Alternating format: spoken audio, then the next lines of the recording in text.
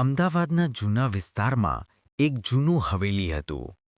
લોકો કહેતા કે એ હવેલીમાં વર્ષોથી કોઈ રહેતું નથી, કારણ કે ત્યાં કોઈક રહે છે. એક દિવસ રાહુલ નામનો યુવાન, જે ખૂબ હિંમતવાળો હતો, એ હવેલીમાં જવાનો નિર્ણય કર્યો.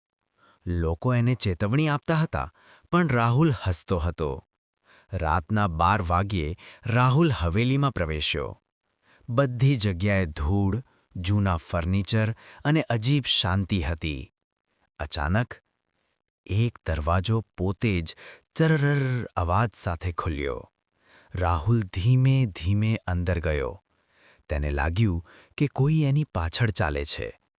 તે પાછો વળ્યો, પણ કોઈ નહોતું. થોડા સમયમાં ઉપરના માળેથી પાયલનો અવાજ આવ્યો. છન છન છન. રાહુલ હિંમત કરીને ઉપર ગયો. જ્યારે એ રૂમમાં પહોંચ્યો, ત્યાં એક સફેદ કપડામાં સ્ત્રી ઊભી હતી. એની આંખો કાળી અને ચહેરો ખૂબ ભયાનક. સ્ત્રીએ ધીમે કહ્યું, "તમે અહીં